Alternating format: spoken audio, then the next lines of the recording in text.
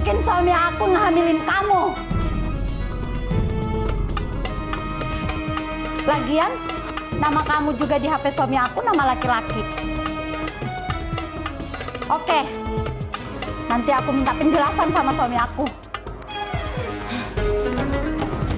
Mas! Mas, bangun Mas! Apaan sih, ada apa? Udah, kamu harus jujur Mas. Kamu punya selingkuhan kan? Selingkuhan kamu tuh hamil Mas! Lu jangan lupa! Apa ya, Bu? Bayar kontrakan. Kalau lu nggak mau bayar, lu angkat cek di rumah gua. Saya mohon maaf, Bu. Uangnya kepake sama saya buat berobat ke dokter, ngecek kandungan. Alasan lu aja lu. Cepet kalau lu nggak mau bayar, lu keluar dari rumah gua ya. Aduh Mas, kemana aja sih? Panggil Ibu juga. Enak-enakan aja. Udah numpang, kerjaannya nggak jelas. Bisa-bisanya tidur enak-enakan. Iwan, dengar ya. Kamu mau pisah sama anak saya. Setelah cucu saya lahir, kamu urus surat cerainya. Karena itu, ingatlah kamu kepadaku. Niscaya aku mau pulang kepadamu. Dan bersyukurlah kepadaku dan janganlah kamu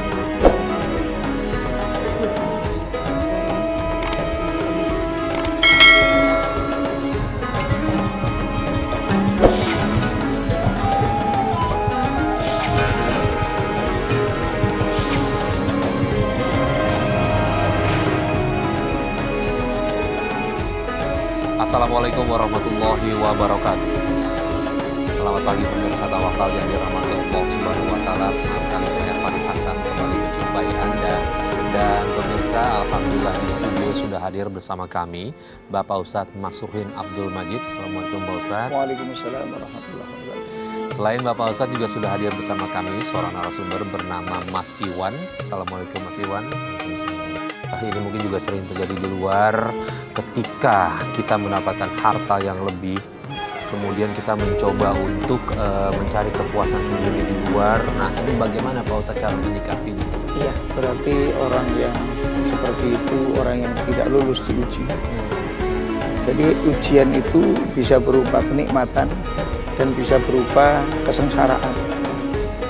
Kalau diuji dengan kesengsaraan, kita malah lebih bertahan, lebih bisa tahan. Tapi kalau diuji dengan kenikmatan, justru kita banyak yang lupa, banyak yang meninggalkan Allah, banyak yang sudah tidak ingat Allah, sampai kepada terjerumus kepada kemaksiatan. Harta yang kita terima dari Allah bukan untuk kembali kepada Allah, tapi untuk menantang Allah. Ini sudah satu dari contoh yang aku ya, satu dari contoh yang aku. Istrinya Mas Iwan tahu nggak kalau Mas Iwan selingkuh? Nah, awalnya sih nggak tahu. Jadi sampai 6 bulan baru ketahuan setelah selingkuhan saya menelpon malam-malam itu. Jadi pas nelpon ke nomor saya, pas istri saya yang ngangkat, yang nerima. Jadi bahwa dia bilang sudah hamil oleh saya, minta pertanggungjawaban. Tapi istri saya nggak langsung bangunin saya, nggak marah. Begitu pagi-pagi sudah bangun, baru dia minta penjelasan bahwa benar nggak sih kamu itu, ini semalam ada cewek yang ngaku-ngaku hamil oleh kamu, katanya. Ya, saya juga bingung, kelalapan gitu, yang namanya orang mau bohong juga gimana. Iya, ternyata ditelepon lagi selingkuhan saya itu sama nomor istri saya gitu. Ternyata pas diangkat dia bilang katanya dia nangis-nangis minta pertanggungjawaban saya. Nah, di saat itulah istri saya tahu bahwa saya itu sudah mengkhianati dia, dan sampai saking sakit hatinya dia berkata dan dia bilang sama saya, kalau kamu benar-benar selingkuh, sudah punya pacar lagi sampai hamil pacar kamu, saya sumpahin hidup kamu nggak bakalan bahagia, Mas.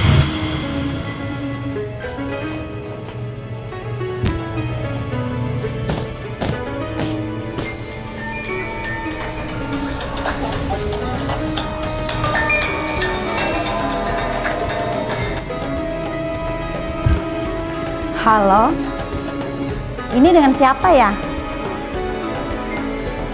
Apa?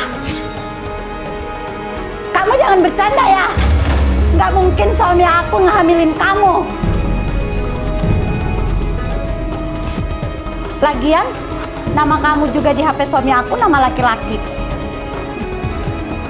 Oke, nanti aku minta penjelasan sama suami aku. Mas! Mas, bangun Mas! Apaan sih, ada apa? Udah, kamu harus jujur Mas. Kamu punya selingkuhan kan? Selingkuhan kamu tuh hamil Mas! Selingkuh dari mana sih? Kamu jangan ngarang-ngarang aja deh. Apaan sih? Ngarang apa Mas? Dia barusan nelpon di HP kamu. Kamu jangan mengelak lagi Mas. Kamu jangan mengelak lagi Mas. Aku minta maaf ya. Enggak Mas! Aku bilang. Enggak! Kamu harus bertanggung jawab semua perbuatan kamu Mas. Dan ingat Mas, kamu gak bakalan bahagia karena kamu sudah selingkuhin aku Mas. Benci kamu.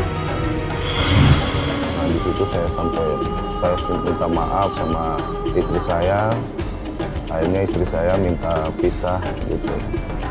Iya, gitu ceritanya. Baik, Pak Ustadz, kita mungkin memahami betapa kesalnya seorang istri, kesalnya dari istrinya Mas Iwan sampai dia mengucapkan sumpah serapah seperti itu. Pak Ustadz, gimana menjaga diri agar kita tidak bisa terlontar seperti itu sekesal apapun kita, nih, Pak Ustadz? Kalau kita tadi kembali ke istrinya Mas Iwan, itu merupakan kesalahan yang memuncak, tidak bisa terkendali lagi, dan ada 3 doa yang tidak akan ditolak oleh Allah. Salah satunya adalah doanya orang yang terzolimi. Jadi kalau orang yang mendolimi kita lalu orang itu berdoa, itu akan dijabah oleh Allah Subhanahu Wa Taala. Kita kembali ke tadi Bang Iwan merasa setelah selingkuh hidupnya jadi sengsara gitu ya.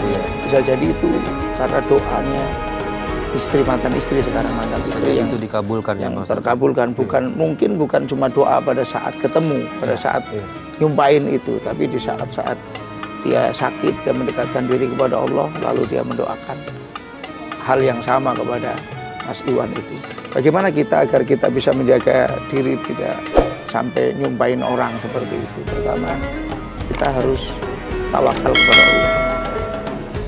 Bagaimana bisa tawakal? Kalau kita tidak beriman, maka tidak bisa tawakal. Tawakal itu adalah puncak dari keimanan kita. Jadi kalau kita merasa bahwa semua yang kita lakukan ini sudah ada relnya, sudah ada jalannya, sudah ada lantarannya, maka kita akan kembalikan kepada Allah Subhanahu Wa Taala. Jadi ya bahasanya gini, kita sudah dikasih ajaran kalau kita menerima sesuatu, alhamdulillah. Melihat sesuatu yang menakjubkan, subhanallah. Pada saat kita kena musibah, astagfirullah. Ya, orang yang tawakalnya kuat pada saat diuji apapun, dia beristighfar dan mengucapkan inna lillahi wa inna ilaihi raji'un. Lalu bagaimana ya Pak Ustadz agar kita juga tidak terkena sumpah dari orang lain? Artinya kan kita sendiri harus juga menjaga perilaku kita, Pak Ustadz ya. Harus menjaga perilaku karena apa? Karena dosa kita kepada orang lain juga tobatnya itu lebih sulit daripada dosa kita kepada Allah.